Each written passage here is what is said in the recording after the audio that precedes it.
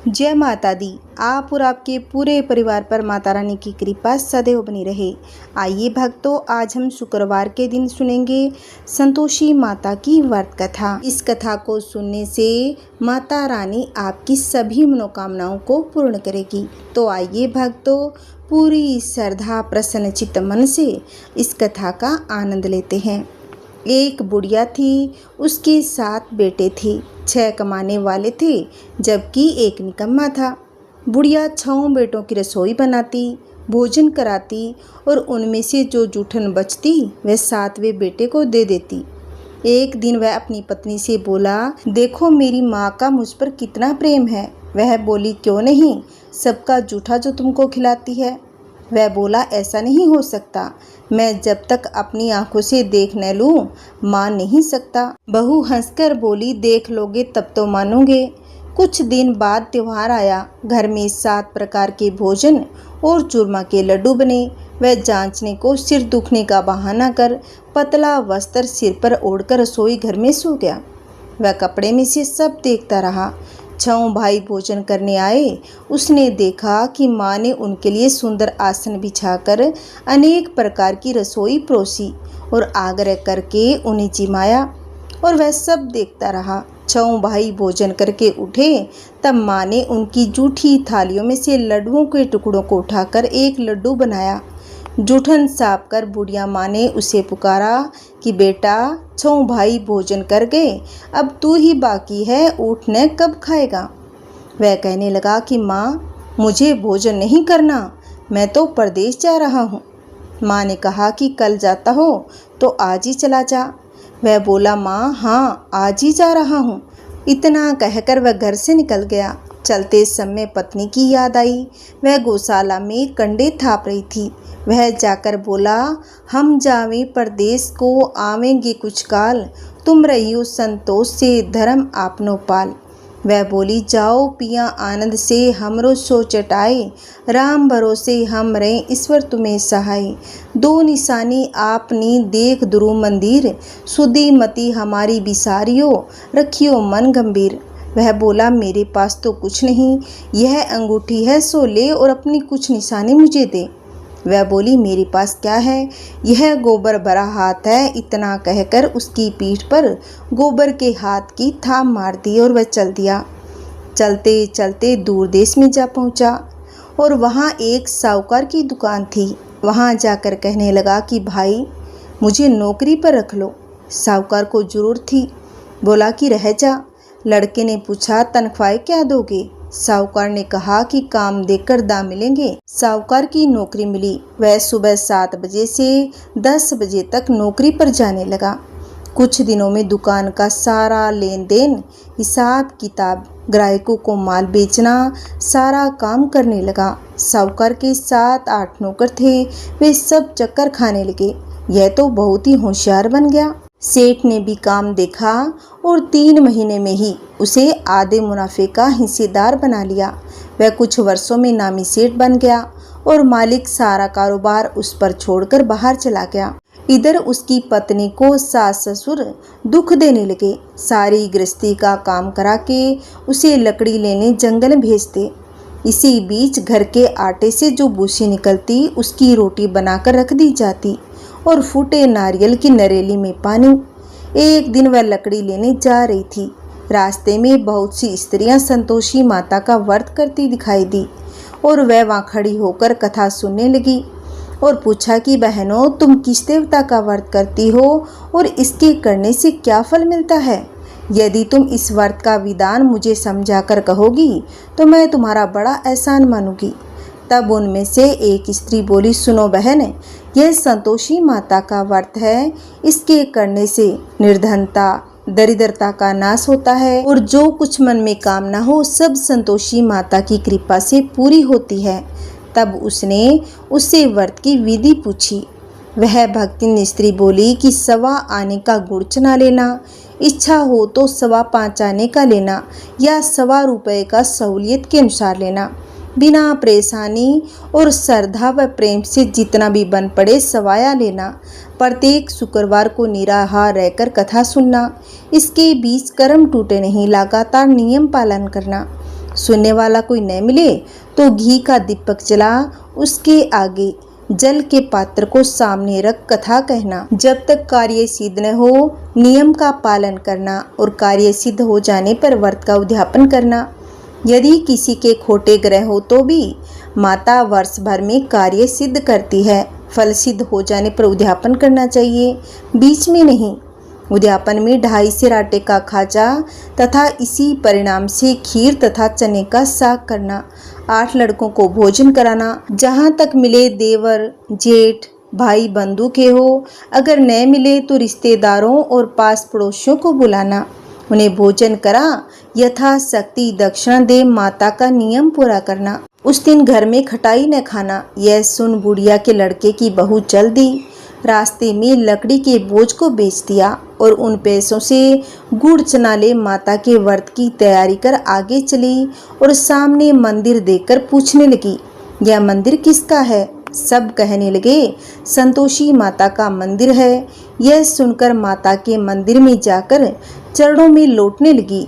दिन हो विनती करने लगी कि माँ, मैं निप्ट अज्ञानी हूँ, व्रत के कुछ भी नियम नहीं जानती, मैं बहुत दुखी हूँ। हे माता जगत जननी, मेरा दुख दूर कर, मैं तेरी शरण में आई हूँ। माता को दया आई।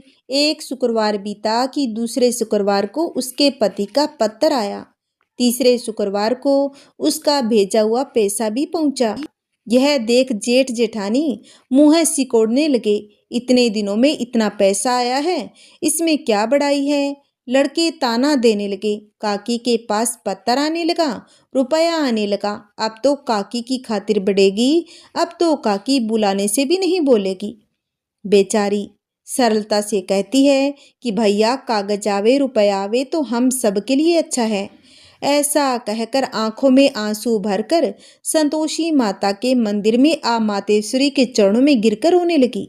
माँ, मैंने तुमसे पैसा नहीं मांगा, मुझे पैसे से क्या काम? मुझे तो अपनी सुहाग से काम है।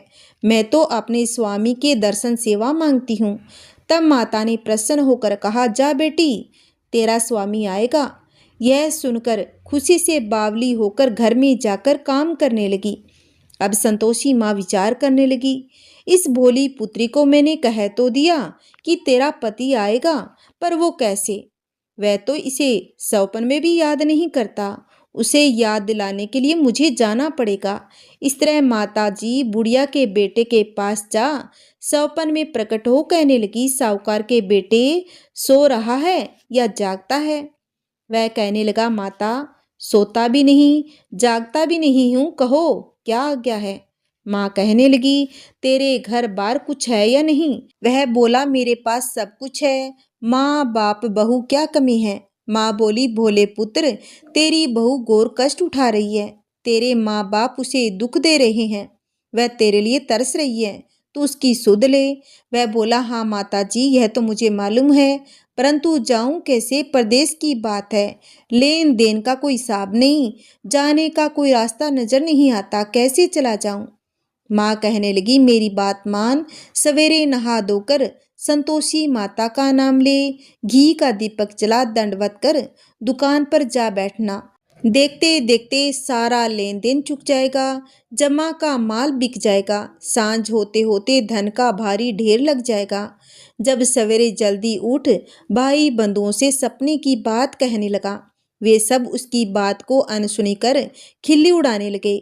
भाई, कभी सपने भी सच होते हैं। एक बूढ़ा बोला, देख भाई, मेरी बात मान, इस प्रकार सच और झूठ कहने के बदले देवता ने जैसा कहा है वैसा ही करना, तेरे इसमें क्या जाता है? अब बूढ़े की बात मानकर वह नहा धोकर संतोषी माता को दंडवत कर घी का दीपक जला दुकान पर जा बैठता है। थोड़ी देर में क्या देखता है कि देने वाले रुपए लाने लगे, लेने वाले हिसाब लेने लगे। कोठे में भरे सामान के खरीदार नगद दाम में सौदा करने लगे। शाम तक धन का भारी ढेर लग गया। मन में माता का नाम ले चमत्कार देख प्रसन्न हो घर ले जाने के वास्ते गहना कपड़ा सामान खरीदने लगा।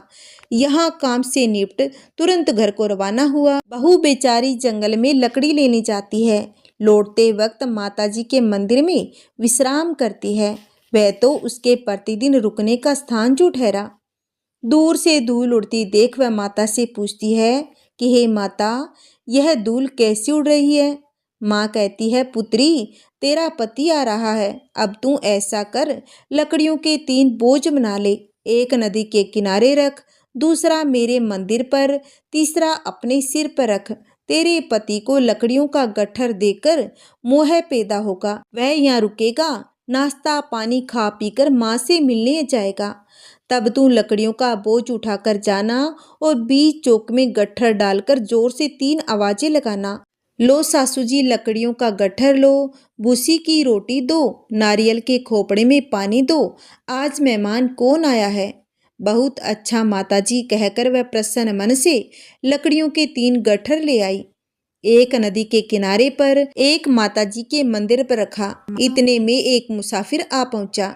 सूखी लकड़ी देख उसकी इच्छा उत्पन्न हुई कि हम यहीं पर विश्राम करें, भोजन बना खा पीकर गांव जावें। इस तरह रुककर भोजन बना विश्राम ले गांव को गया। सबसे प्रेम से मिला। उसी समय सिर पर लकड़ी का गट्ठर लिए वह उतावली सी आती है। लकड़ियों का भारी बोझ आंगन में डालकर जोर से 3 आवाजें देती है। लो सासू जी, लकड़ियों का गट्ठर लो, भूसी की रोटी दो, आज मेहमान कौन आया है। यह सुनकर उसकी सास बाहर आकर अपने दिए हुए कष्टों को बुलाने हेतु कहती है, बहू, ऐसा क्यों कहती है, तेरा मालिक ही तो आया है। आ बैठ, मीठा भात का, भोजन कर, कपड़े गहने पहन। उसकी आवाज़ सुन उसका पति बाहर आता है। अंगूठी देख व्याकुल हो जाता है और माँ से पूछता है कि माँ, यह कौन है। माँ कहती है, बेटा, यह तेरी पत्नी है। आज 12 वर्ष हो गए जब से तू गया है, तब से सारे गांव में जानवर की तरह भटकती फिरती है। घर का काम काज कुछ नहीं करती। 4 पहर आकर वह खा जाती है। अब तुझे देकर भूसी की रोटी, नारियल के खोपड़े में पानी मांगती है। वह लज्जित हो बोला, ठीक है माँ, मैंने इसे भी देखा और तुम्हें भी देखा। अब दूसरे घर की ताली दो तो मैं उसमें रहूँगा। अब माँ बोली, ठीक है बेटा, जैसी तेरी मर्जी। इतना कहकर ताली का गुच्छा पटक दिया। उसने ताली लेकर दूसरे मकान की तीसरी मंजिल का कमरा खोलकर सारा सामान जमाया। एक दिन में ही राजा के महल जैसा ठाट बाट बन गया। अब क्या था, वह बहुत ही सुख भोगने लगे। इतने में शुक्रवार आया। उसने अपने पति से कहा कि मुझे संतोषी माता के व्रत का उद्यापन करना है। उसका पति बोला, अच्छा, खुशी से कर लो। वह उद्यापन की तैयारी करने लगी। जेठानी के लड़कों को भोजन के लिए कहने गई। उन्होंने मंजूर किया, परंतु पीछे से जेठानी अपने बच्चों को सिखाती है कि देखो रे, भोजन के समय सब लोग खटाई मांगना, जिससे उसका उद्यापन पूरा न हो। लड़के जीमने आए, खीर पेट भरकर खाई, परंतु बाद में याद आते ही कहने लगे कि हमें खटाई दो, खीर खाना हमें नहीं भाता। यह देखकर बहू अरुचि होती है और कहने लगी, भाई, खटाई किसी को नहीं दी जाएगी, यह तो संतोषी माता का प्रसाद है। लड़के उठ खड़े हुए, बोले, पैसा लाओ। भोली बहू कुछ भी नहीं जानती थी, उन्हें पैसे दे दिए। लड़के उसी समय हट करके लीला खाने लगे। यह देखकर बहू पर माताजी ने कोप किया। राजा के दूत उसके पति को पकड़कर ले गए। जेठ और जेठानी मन माने वचन कहने लगे। लूट लूट कर इकट्ठा धन कर लाया था, अब सब मालूम पड़ जाएगा जब जेल की मार खाएगा। बहू से वचन सहन नहीं हुए। रोती रोती माताजी के मंदिर में गई और कहने लगी, हे माता, तुमने क्या किया, हंसाकर अब भक्तों को क्यों रुलाने लगी। माता बोली, बेटी, तूने उद्यापन करके मेरा व्रत भंग किया है, इतनी जल्दी सब बातें भुला दी। वह कहने लगी, माता, भूली तो नहीं, ने कुछ अपराध किया, मैंने तो भूल में लड़कों को पैसे दे दिए थे, मुझे क्षमा करो माँ, मैं फिर से तुम्हारा उद्यापन करूँगी। माँ बोली, अब भूल मत जाना। वह कहती है, अब भूल नहीं होगी, अब बताओ वे कैसे आएंगे। माँ बोली, जा पुत्री, तेरा पति तुझे रास्ते में आता मिलेगा। वह वहाँ से चली। राह में पति आता मिला। वह पूछती है, तुम कहाँ गए थे। वह कहने लगा, इतना धन जो कमाया था उसका टैक्स राजा ने मांगा था, वही भरने गया था। वह प्रसन्न हो बोली, भला हुआ, अब घर को चलो। घर गए। कुछ दिन बाद फिर शुक्रवार आया। वह बोली, फिर से मुझे माता का उद्यापन करना है। पति ने कहा, करो। बहू फिर जेठ के लड़कों को भोजन के लिए कहने गई। जेठानी ने एक दो बातें सुना दी। सब लड़कों को सिखाने लगी, तुम सब लोग पहले ही खटाई मांगना। लड़के भोजन से पहले कहने लगे, हमें खीर नहीं खाना, हमारा जी बिगड़ता है, कुछ खटाई खाने को दो। वह बोली, खटाई किसी को नहीं मिलेगी, खाना हो तो खाओ। वह ब्राह्मण के लड़कों को लाकर भोजन कराने लगी। यथाशक्ति दक्षिणा की जगह एक एक फल उन्हें दिया। संतोषी माँ प्रसन्न हुई। माता की कृपा होते ही 9वें मास में उनके चंद्रमा के समान सुंदर पुत्र प्राप्त हुआ। पुत्र को पाकर प्रतिदिन माता के मंदिर में जाने लगी। माँ ने सोचा, यह तो रोज आती है, आज क्यों न इसके घर चलूं, इसका आसरा देखूं तो सही। यह विचार कर माता ने भयानक रूप बनाया। गुड़ और चने से सना, मुख ऊपर सूंड के समान होठ, उस पर मक्खियां भिन भिन आ रही थी। दहलीज पर पांव रखते ही सास चिल्लाई, देखो रे, कोई चुड़ैल डाकिन आ रही है, लड़कों इसे भगाओ नहीं तो किसी को खा जाएगी। लड़के भागने लगे, चिल्लाकर खिड़की बंद करने लगे। बहू रोशनदान में से सब देख रही थी। प्रसन्नता से पगली बंद चिल्लाने लगी, आज मेरी माताजी मेरे घर आई है। वह बच्चे को दूध पीने से हटाती है और इतने में सास का क्रोध फूट पड़ा। बोली, इसे देखकर कैसी उतावली हुई है जो बच्चे को पटक दिया। इतने में माँ के प्रपास से जहाँ देखो वहाँ लड़के ही लड़के नजर आने लगे। वह बोली, माँ, जिनका मैं व्रत करती हूँ यह वही संतोषी माता है। इतना कहकर झट से सारे किवाड़ खोल दिए। सबने माता जी के चरण पकड़ लिए और विनती कर कहने लगे, हे माता, हम मूर्ख हैं, अज्ञानी हैं, तुम्हारे व्रत की विधि हम नहीं जानते। तुम्हारा व्रत भंग कर हमने बड़ा अपराध किया है। हे जगत माता, आप हमारा अपराध क्षमा करो। इस प्रकार माता प्रसन्न हुई। जैसा माता ने बहू पर प्रसन्न होकर फल दिया, वैसा माता सबको दे। कहानी कहने वाले के, कहानी सुनाने वाले के, सब परिवार पर माता अपनी कृपा बनाए रखना। बोलिए संतोषी माता की जय। आइए भक्तों, अब हम सुनेंगे संतोषी माता की आरती। जय संतोषी माता मैया, जय संतोषी माता, अपने सेवक जन की, अपने सेवक जन की सुख संपत्ति दाता। जय संतोषी माता। सुंदर चीर सुनहरी माँ धारण किने हो, मैया माँ धारण किने हो। हीरा पन्ना दम के, हीरा पन्ना दम के, तन सिंगार लिनो। जय संतोषी माता। गेरू लाल छटा छवि बदन कमल सोहे, मैया बदन कमल सोहे। मंद हस्त करुणामयी, मंद हस्त करुणामयी, त्रिभुवन जन मोहे। ओम जय संतोषी माता।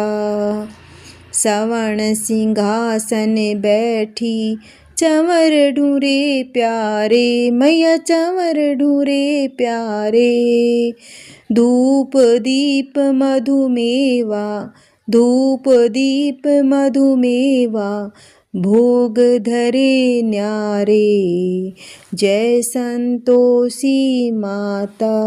गुड़ अरु चना परम प्रिय, तामे संतोष कियो, मैया तामे संतोष कियो।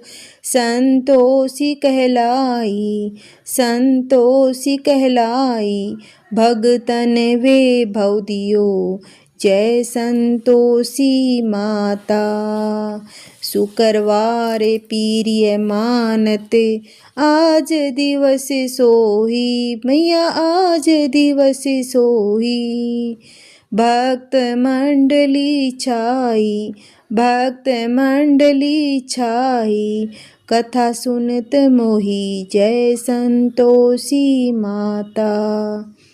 मंदिर जगमग ज्योति, मंगल ध्वनि छाई, मैया मंगल ध्वनि छाई। विनय करे हम बालक, विनय करे हम बालक, चरणन सिर नाई। जय संतोषी माता। भक्ति भाव में पूजा अंगीकृत कीजे, मैया अंगीकृत कीजे। जो मन बसे मारे, जो मन बसे मारे, इच्छित फल दीजे। जय संतोषी माता। दुखी दारिद्र रोगी संकट मुक्त किए, मैया संकट मुक्त किए। बहुधन धान्य भरे घर, बहुधन धान्य भरे घर, सुख सौभाग्य दिए। जय संतोषी माता। ध्यान धरे जो तेरा, वांछित फल पायो, मैया वांछित फल पायो। पूजा कथा श्रवण कर, पूजा कथा श्रवण कर, घर आनंद आयो। जय संतोषी माता। शरण गहे की लैजा रखियो, जय जगदम्बे, मैया जय जगदम्बे। संकट तू ही निवारे, संकट तू ही निवारे, दयामयी अम्बे। जय संतोषी माता। संतोषी माता की आरती जो कोई जन गावे, मैया जो कोई जन गावे। रिद्धि सिद्धि सुख संपत्ति, रिद्धि सिद्धि सुख संपत्ति, जी भर के पावे। जय संतोषी माता। जय संतोषी माता, मैया जय संतोषी माता। बोलिए संतोषी माता की जय।